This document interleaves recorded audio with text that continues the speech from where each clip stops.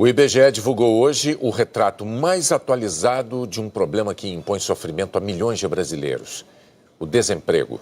Nem tinha fila. O movimento neste centro de apoio ao trabalhador em São Paulo não foi dos maiores, mas tinha gente em busca de uma última chance em 2018. O Ivan... Quando acabando, tentando arrumar alguma coisa para quem sabe começar 2019 um pouquinho melhor, né? A dona Vera, que passou o ano nessa busca. A esperança é no finzinho, né? Todo mundo tá em férias, todo mundo saindo, né? Quem sabe... Quem sabe. Encontramos estrangeiros também. A imigrante africana que só fala francês quer trabalhar.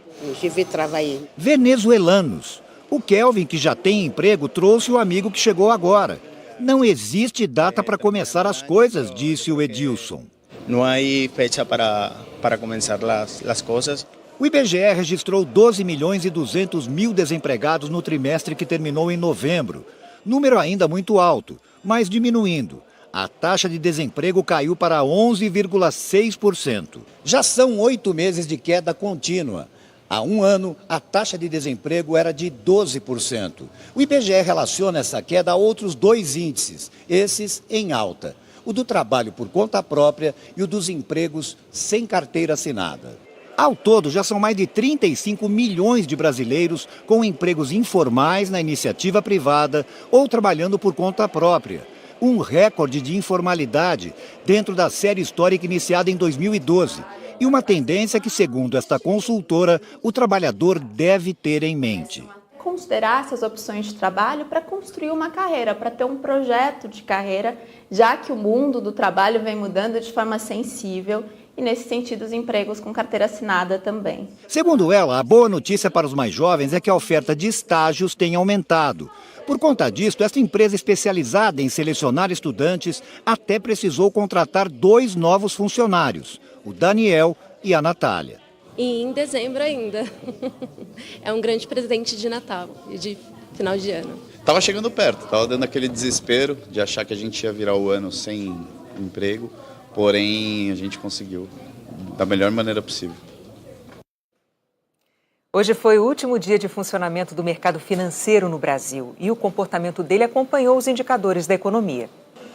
A recuperação tem sido lenta, apenas 1,3% de crescimento do PIB em 2018 na projeção do Banco Central. Poderia ter sido melhor, não fossem os 11 dias que paralisaram o país em maio. A greve dos caminhoneiros ajudou a derrubar a indústria, os investimentos e as exportações. E nas contas do Ministério da Fazenda, comeu 1,2 ponto percentual do PIB deste ano. Ainda assim, a economia foi resiliente e está passando por um processo de recuperação com inflação baixa e uma melhora, ainda que lenta, da atividade econômica e do desemprego. A inflação vai terminar o ano sob controle e mais uma vez abaixo da meta do Banco Central. No acumulado até novembro, está em 3,59%. Na conta dos últimos 12 meses, 4%. Com preços mais comportados, a taxa básica de juros chegou ao menor patamar da história. Começou o ano em 7%, caiu para 6,75% e depois 6,5%. Desde março está estável. Os juros mais baixos da economia ajudaram também a reduzir o custo do crediário. O consumidor, aos poucos, está voltando a fazer compras. Isso significa vendas maiores para as empresas. Expectativa que fez as que têm ações negociadas aqui no mercado financeiro ganharem força na Bolsa de Valores. Num ano de altos e baixos, com a greve dos caminhoneiros e as eleições, o Ibovespa subiu 13%. Saltou de 77 mil pontos no começo do ano para 88 mil pontos hoje. Nós tivemos a questão das eleições mais recentemente aqui no Brasil, que gerou bastante volatilidade nos mercados.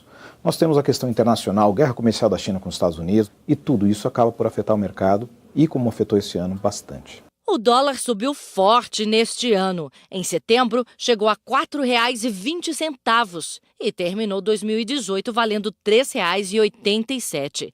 Nas contas públicas, sinal de alerta. A retomada do crescimento fez aumentar a arrecadação e diminuir um pouco o rombo. 2018 deve terminar com 129 bilhões de reais de déficit diante de uma meta de 159 bilhões. Com um quinto ano seguido no vermelho, permanece o desafio de ajustar as contas do governo federal e dos estados e municípios e de conter a trajetória de elevação da dívida pública, que já se aproxima dos 80% do PIB. Esse quadro que a gente tem hoje, com essa estabilidade macroeconômica, só pode ser mantido com reformas.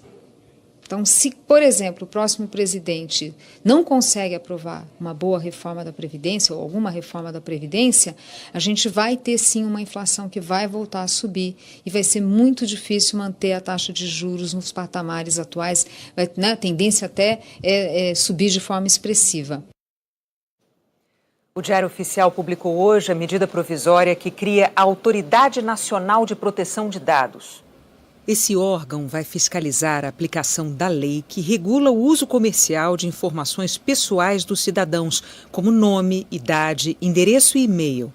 Segundo a Lei Geral de Proteção de Dados, sancionada em agosto, todas essas informações só podem ser utilizadas se houver consentimento explícito do cidadão. A Autoridade Nacional de Proteção de Dados tem poder fiscalizador sobre qualquer banco de dados que armazene essas informações. A ANPD vai criar meios para as queixas dos cidadãos e para a aplicação de sanções. Será formada por integrantes do Executivo, do Legislativo, do Conselho Nacional de Justiça, do Ministério Público, de entidades da sociedade civil e de empresas. Mas a Lei de Proteção de Dados permite que empresas usem informações publicadas pelos cidadãos nas redes sociais. Para pessoas que precisam de um empréstimo, por exemplo, e que não podem comprovar renda, isso pode ser muito útil. Por onde andamos, deixamos rastros. O que compramos, como pagamos, se pagamos, qual profissão, com quem nos relacionamos. Quase tudo isso vai parar na internet. Muitas dessas informações somos nós mesmos que damos nas redes sociais. Programas de computador, conhecidos como robôs, são capazes de juntar todas elas, como num quebra-cabeça, e formar nosso perfil. Com base nele, o robô avalia qual a nossa capacidade de pagar o empréstimo, nos dá uma nota e, de acordo com ela, vamos pagar mais ou menos juros. Quanto mais peças você consegue desse quebra-cabeça e quando você consegue encaixá-las no lugar certo, você vai compondo um perfil mais nítido. Esse Big Brother virtual pode parecer um tanto assustador, mas foi graças a ele que o Fernando conseguiu o empréstimo para, entre outros gastos, fazer a manutenção da van escolar que dirige. Ele é microempresário e tinha dificuldades de conseguir o dinheiro emprestado pelos meios convencionais. Sempre faltava um documento. É muito papel? Sim, papelada todas e você leva e chega lá, o banco fala, não, faltou isso, faltou aquilo, ou não aprovamos. Foi aí que o Fernando decidiu usar o novo sistema. Bastou mandar a foto de um documento e de um comprovante de residência e uma selfie. Me pediram os dados da conta corrente e após a aprovação do crédito eles me mandaram informação, seu Fernando, em 2 dias ou 3 dias o dinheiro está na sua conta. Como ele, 37 milhões de trabalhadores informais ou profissionais liberais não têm documentos como contra-cheque ou olerite. Aí, se conseguem um empréstimo ou crediário de loja, acabam pagando juros mais altos. É difícil se esconder do robô. Se eu pegar meu celular para pedir um empréstimo, ele tem como saber muitas coisas sobre mim. Onde eu estou, por exemplo. Pelo sistema de geolocalização do celular, dá para saber que eu estou precisamente nesta esquina de São Paulo. E essa informação vai para os computadores dessa empresa. Está vendo essas bolinhas coloridas? São pessoas em todo o Brasil que, neste momento, estão tentando tomar o empréstimo. E a localização delas pode ajudar a confirmar informações que elas forneceram, como, por exemplo, a cidade onde trabalham e vivem. Além das novas maneiras de avaliar o cliente, a empresa também usa métodos tradicionais de avaliar se a pessoa é boa pagadora, como a consulta à lista de inadimplentes. Ela tem parceria com 30 bancos, financeiras e lojas que querem um perfil mais preciso de quem quer dinheiro emprestado. As pessoas que têm notas melhores, elas têm, consequentemente, melhores condições de crédito. Seja melhor taxa, maior limite de crédito ou um parcelamento que seja melhor para a sua necessidade. Hemocentros de todo o Brasil estão em campanha para evitar a queda no número de doadores nesse período de festas. Nada como uma folga. A Gabriela só volta ao trabalho no dia 2 de janeiro. e ela usou o tempo livre para ajudar outras pessoas. Sempre é necessário. Nunca é de menos doar sangue. Nunca mesmo. A Laura e o Paulino doam juntos. Uma forma de agradecer a vida, tudo que nós temos, né?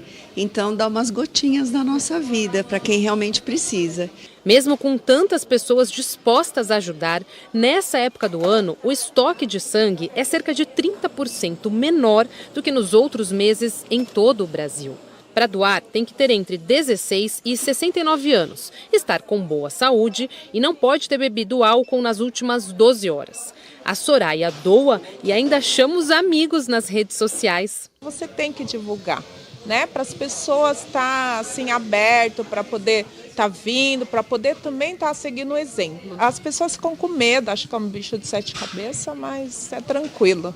Uma única bolsa de sangue pode salvar até 4 vidas. Por isso a importância dessa geladeira estar sempre cheia. Agora, nesse Hemocentro em São Paulo, o estoque dos tipos O positivo e O negativo, que são justamente os mais procurados, só dá para os próximos 2 dias. É uma época com muito acidente rodoviário, muito acidente na cidade, e isto aumenta o consumo. Nós temos exatamente esta conta que, como você disse, não fecha. O menor número de doadores e maior consumo de sangue. E ainda dá para doar sangue em 2018. A maior parte dos hemocentros abre neste sábado e também no último dia do ano, meio período. Por que não começar 2019 ajudando alguém? É uma corrente, né? Uma corrente do bem. Já está na hora da gente começar a fazer o bem, né? Vai ser enterrado amanhã o corpo de Mãe Estela de Oxóssi, uma das maiores ialorixás do Brasil. No terreiro Ilê-Axé Opoafonjá, a bandeira de Oxóssi não está mais hasteada, em sinal de luto. O dia foi de silêncio e tristeza pela morte de Mãe Estela de Oxóssi, que há 42 anos era a ialorixá, a líder espiritual da casa. Maria Estela de Azevedo Santos nasceu há 93 anos em Salvador. Aos 13 foi iniciada no terreiro. Formou-se enfermeira, profissão que exerceu durante 30 anos. Sempre gostou de ler e se tornou a primeira ialorixá a publicar livros sobre o candomblé, o que lhe rendeu uma cadeira na Academia Baiana de Letras e o título de doutora honoris causa pela Universidade Federal da Bahia.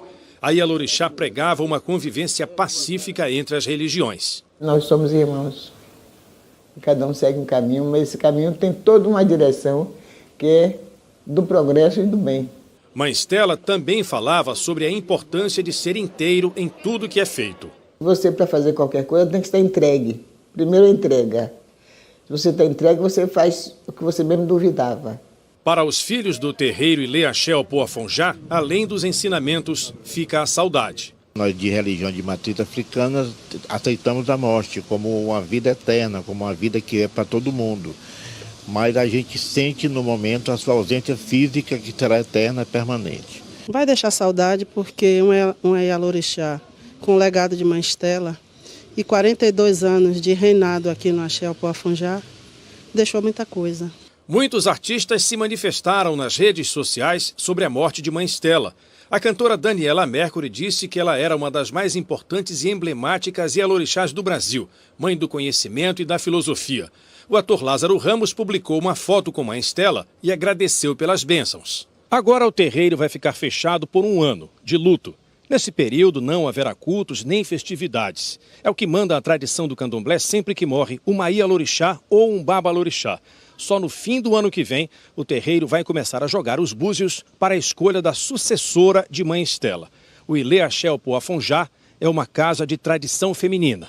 Mãe Estela seria enterrada na cidade de Nazaré, a 85 quilômetros de Salvador. Era um desejo da companheira dela. Mas a família conseguiu uma liminar da justiça, determinando que o corpo fosse levado para Salvador e velado no terreiro conforme os rituais do candomblé. A seguir, o gabinete do senador Romero Jucá enviou rascunhos de medidas legislativas para Odebrecht. O Ministério Público de Goiás denuncia João de Deus por 2 crimes contra 19 vítimas. O Ministério Público de Goiás apresentou hoje a primeira denúncia contra João de Deus. 19 mulheres acusam o médium de abuso sexual. O oficial de justiça chegou ao Fórum de Abadiânia com o documento por volta das 3h30 da tarde. É a primeira denúncia dos promotores contra o médium. O documento traz o relato de 19 vítimas. As mulheres procuraram o Ministério Público de Goiás e relataram abusos sexuais cometidos por João de Deus. Ele foi denunciado por 2 tipos de crimes: violação sexual mediante fraude e estupro de vulnerável. 2 delitos de violação sexual mediante fraude que foram praticados no contexto de um atendimento coletivo a essas vítimas e outros 2 delitos de estupro de vulnerável que foram praticados em atendimentos individuais a outras 2 vítimas. A denúncia agora será analisada pelo juiz, que poderá pedir novas provas e depois marcar depoimentos de testemunhas, vítimas e também do médium. João de Deus nega as acusações. Existem profissionais, psicólogos e psiquiatras que fizeram acompanhamento dessas vítimas quando os fatos aconteceram e que emitiram laudos comprovando que esse relato é fidedigno. Existem presentes que foram entregues a essas vítimas, que foram apresentados à autoridade policial, ao Ministério Público. É uma infinidade de elementos que traz essa certeza para o Ministério Público de que a negativa do acusado não é verossímil. A Justiça de Goiás decretou o bloqueio dos bens de João de Deus no valor de 50 milhões de reais. A juíza Marli de Fátima Naves determinou que sejam bloqueados imóveis e veículos do médium e também da casa Dom Inácio de Loyola. O dinheiro vai ser usado para indenizar as vítimas por danos morais, no caso de uma condenação. Numa outra decisão, o juiz Wilson Safatli Fayad, do Tribunal de Justiça de Goiás, revogou o mandado de prisão por posse ilegal de arma de fogo. Ele substituiu a prisão preventiva pela domiciliar. Mas João de Deus vai continuar preso porque responde por violação sexual mediante fraude. A defesa tenta um habeas corpus no Supremo Tribunal Federal para soltar o médium. A defesa de João de Deus declarou que ainda não foi informada sobre a denúncia do Ministério Público nem sobre o bloqueio de bens. A tentativa de roubo de um celular acabou com 4 pessoas mortas hoje em Nilópolis, no estado do Rio. O dono do telefone roubado estava num carro e decidiu perseguir os ladrões. Numa esquina, acabou atingindo a moto deles e também a de uma jovem que não tinha nada a ver com aquela situação. Ela morreu. O dono do celular também. E ainda os 2 assaltantes. Os policiais civis do Rio Grande do Norte decidiram voltar ao trabalho depois de 3 dias de greve. Eles aceitaram a proposta do governo do estado, que inclui o pagamento do 13º salário do ano passado para servidores da ativa e uma parte dos benefícios atrasados de aposentados e pensionistas que ganham mais de R$5 mil. Desde 2017, uma decisão do Supremo Tribunal Federal proíbe greves na segurança pública. Ontem, o Tribunal de Justiça do Rio Grande do Norte já havia determinado o fim da paralisação. O governo federal prorrogou a atuação das Forças Armadas em Roraima para até o dia 31 de março. Desde agosto, os militares estão protegendo instalações que acolhem imigrantes venezuelanos. O ex-secretário de Transparência da Colômbia, Rafael Merchan, foi encontrado morto ontem em Bogotá. Ele era uma testemunha da defesa de um dos investigados por corrupção no caso Odebrecht. A causa da morte não foi divulgada. No mês passado, um homem considerado a principal testemunha num outro processo envolvendo a construtora Odebrecht morreu depois de sofrer um infarte. 3 dias depois, o filho dele também morreu. Foi envenenado ao beber o conteúdo de uma garrafa que estava no escritório do pai. A Justiça colombiana investiga Odebrecht por suspeita de pagamento de suborno e caixa 2 para políticos.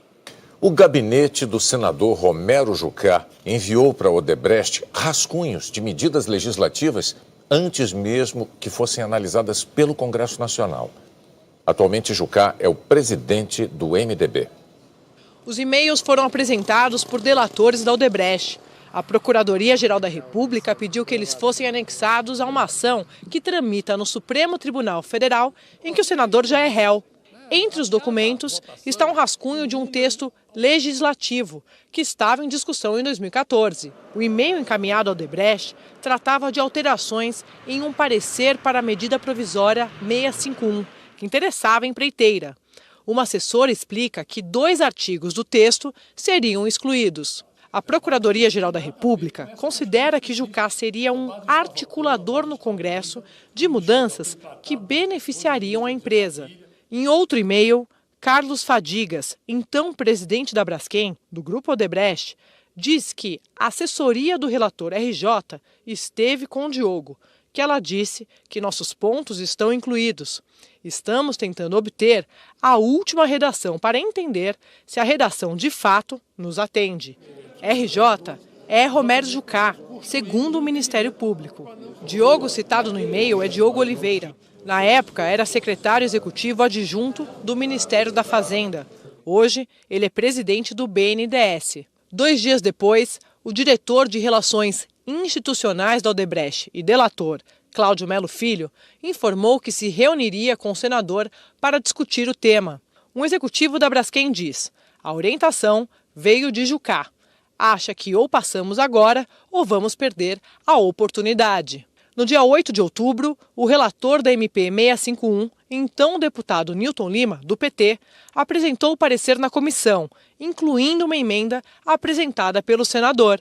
A MP foi aprovada. No mesmo dia, Bezerra, da Odebrecht, envia e-mail aos demais executivos afirmando que o contato com o RJ foi decisivo. A Procuradoria-Geral da República denunciou o senador por corrupção passiva e lavagem de dinheiro. O ministro Marco Aurélio Mello, relator do caso no STF, determinou que Jucá apresente defesa prévia. Segundo a PGR, em troca da atuação do senador no caso, a Odebrecht doou R$150 mil para a campanha eleitoral do filho dele em 2014. A defesa de Romero Jucá disse que, na época, o senador era presidente da comissão que analisava a medida provisória e que fazia parte das atribuições dele a discussão do tema da medida. A defesa disse ainda que considera lamentável a tentativa de criminalizar o exercício da atividade parlamentar. A assessoria de Diogo Oliveira disse que, na época, ele não tinha conhecimento de qualquer tratativa escusa entre a Odebrecht e o senador Jucá e que jamais aceitaria participar de negociação do tipo. O ex-deputado Newton Lima, do PT, disse que desconhece as denúncias e que, como relator na época, acolheu todas as propostas apresentadas pelos parlamentares para serem analisadas pela comissão. A seguir, Donald Trump ameaça fechar a fronteira sul dos Estados Unidos. O presidente americano Donald Trump ameaçou hoje fechar a fronteira com o México se o Congresso não aprovar a liberação de $5 bilhões para construir um muro prometido por ele na campanha eleitoral. Essa lanchonete em Washington está anunciando o hambúrguer de graça para os funcionários públicos que estão sem salário. Perto de 800 mil servidores federais estão ou de licença não remunerada ou trabalhando sem receber. O Congresso não consegue entrar em acordo para aprovar um novo orçamento. O presidente Donald Trump exige dinheiro para a construção de um muro na fronteira com o México. A oposição democrata concorda em aumentar a segurança, contratando mais agentes de fronteira e mais monitoração eletrônica, mas sem construir um muro. Hoje, Trump ameaçou: vamos ser obrigados a fechar completamente a fronteira sul se os democratas não nos derem dinheiro para terminar o muro. Honduras, Guatemala e El Salvador não estão fazendo nada pelos Estados Unidos. Vamos cortar toda a ajuda a esses 3 países. Hoje é o 7º dia de paralisação parcial no governo americano. Enquanto os políticos não se entendem, as contas continuam chegando. E já que não pode pagar os salários, o governo começou agora a orientar os funcionários públicos sobre como lidar com as contas atrasadas. Os servidores estão recebendo modelos de cartas para renegociar o pagamento das prestações da casa própria, por exemplo. A carta para quem está com aluguel atrasado propõe que o funcionário público se ofereça para fazer serviços de pintura ou carpintaria no prédio onde mora para abater da dívida.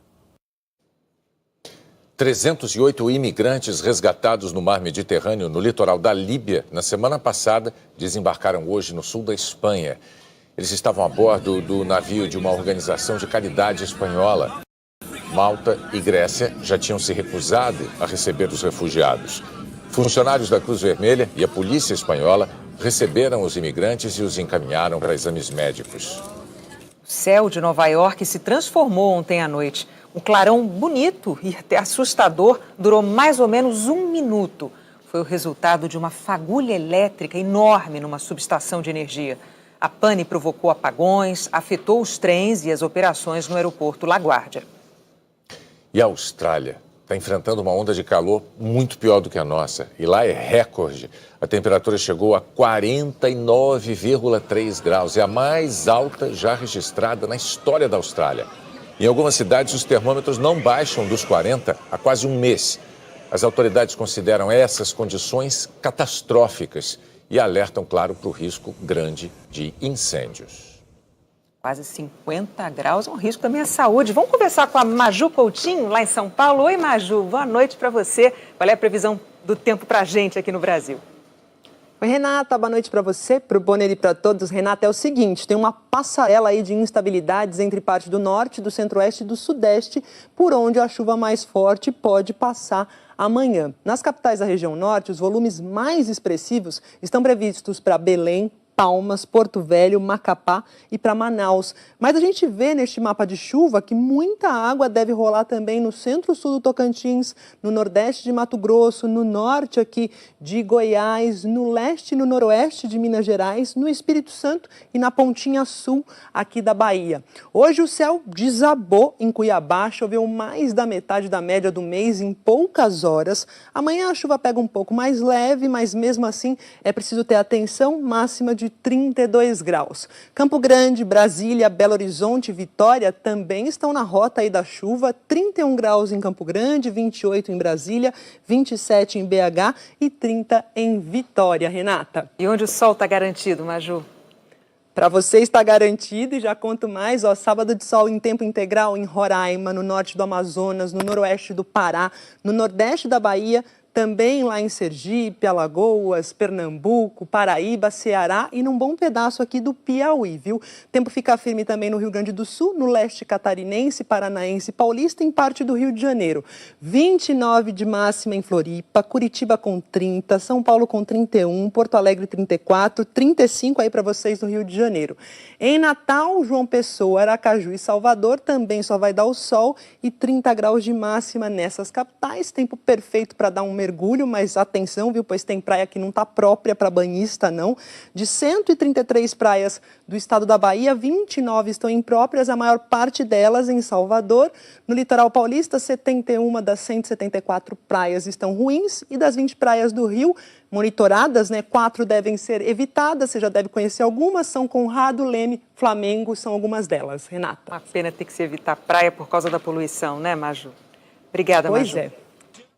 A seguir, o encontro do presidente eleito Jair Bolsonaro com o primeiro-ministro de Israel. E a morte do mais premiado escritor israelense.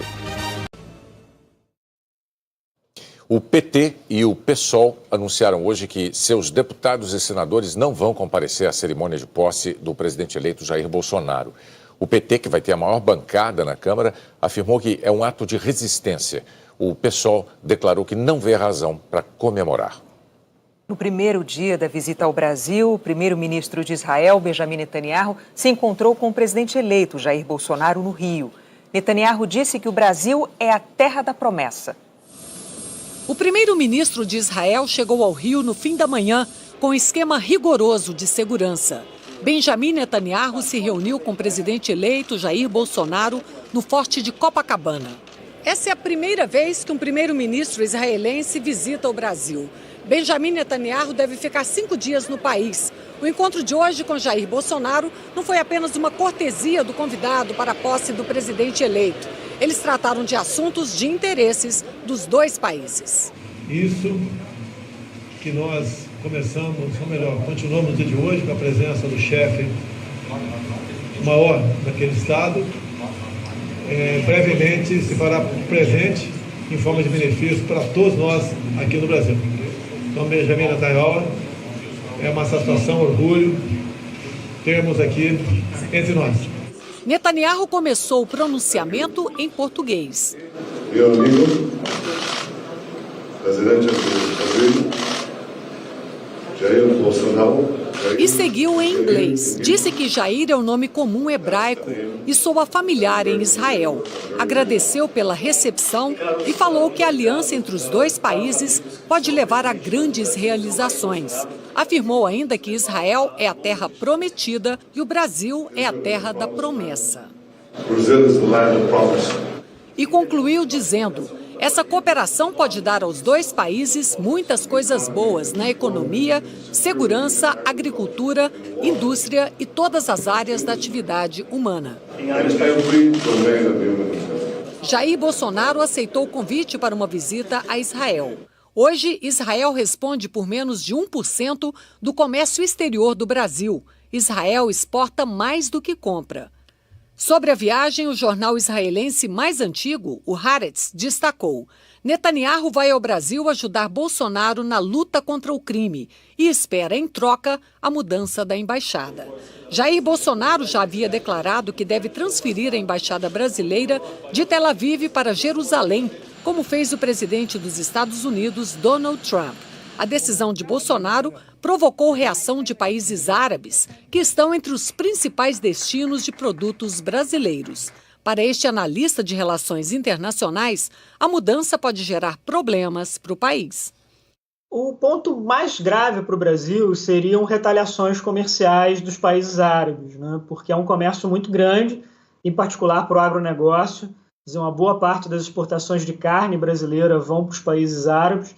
Então, mudar a capital, mudar a embaixada, reconhecer Jerusalém como a capital de Israel, tornaria o Brasil muito vulnerável para essas retaliações comerciais. No fim da tarde, Bolsonaro e Netanyahu participaram de mais um evento numa sinagoga em Copacabana. Como todos devem fazer em sinal de respeito numa sinagoga, o presidente eleito do Brasil usou o tradicional quipá judeu. Disse que Israel é um exemplo para o Brasil e as relações vão além da parceria. Nós seremos mais do que bons parceiros, nós seremos irmãos. O primeiro-ministro israelense reagiu, dizendo que esse é um momento histórico muito emocionante.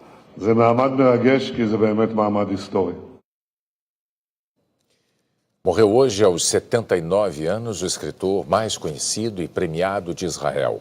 Amos Oz combatia um câncer.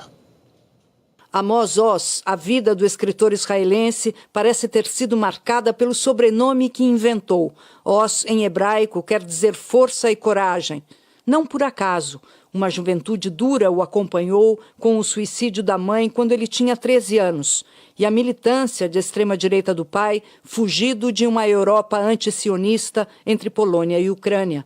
Aos 15 anos, quando Amos saiu de casa, inventava para ele também uma vida de escritor. Anos mais tarde, ele iria contar a história do Estado de Israel, criado em 1948, misturada aos seus dramas de família. O livro De Amor e Trevas, de 2002, é reconhecido como uma obra-prima da literatura mundial. Em 2015, foi adaptado para o cinema. Amos combateu por Israel na Guerra dos 6 Dias contra países árabes em 1967. Preferia estar no campo de batalha do que em uma diáspora onde o futuro seria definido pelos outros, dizia. Mas, em seguida, quando Israel ocupou a Cisjordânia, transformou-se num crítico do seu país e fundou o movimento pacifista Paz Agora. Escreveu ensaios contra os fanatismos. No funeral do amigo e ex-presidente israelense Shimon Peres, em 2016, esclareceu por que defendia a criação do Estado da Palestina e a divisão de Jerusalém em 2 capitais. Israelenses e palestinos não podem virar uma única família feliz de uma hora para outra. Não podem pular juntos num colchão de casal. Então nós devemos dividir esta casa em 2 apartamentos. O jornalista e professor de literatura e filosofia escreveu 18 livros em hebraico, traduzidos em 45 línguas. E porque também amava a política, fez muitos ensaios para o jornal de esquerda Davar, do Partido Trabalhista de Israel. Foi chamado de traidor por alguns israelenses, mas se consolava. Em outras nações, com um comportamento como o meu, eu teria acabado na cadeia. Indicado várias vezes para o Nobel de Literatura, Amos Oz ganhou muitos prêmios internacionais. É considerado um dos intelectuais mais respeitados e influentes do Oriente Médio.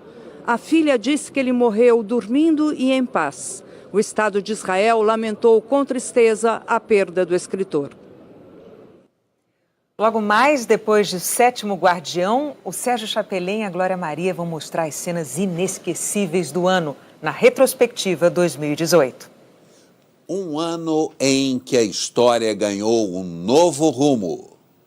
Aperto de mão entre inimigos.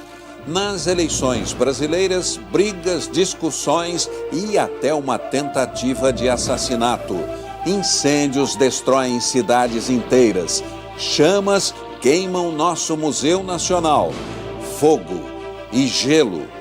Terremotos, tempestades. O clima sacudiu a terra. Assistimos a um casamento real em cenário de conto de fadas. Perdemos a Copa da Rússia e ouvimos os ventos que sopram de Marte. Mulheres assassinadas, abuso sexual até no Templo das Curas Mediúnicas. Violência, um Brasil de emergências médicas. Alegrias no esporte e o planeta unido em torno de uma esperança. Como salvar os meninos perdidos na caverna da Tailândia. Daqui a pouco, retrospectiva 2018. Esperamos você. Até lá. Na nossa página na internet você encontra uma lista com 18 momentos marcantes desse ano aqui no Jornal Nacional. Lembrando que o Jornal da Globo é depois da retrospectiva 2018. Boa noite. Boa noite.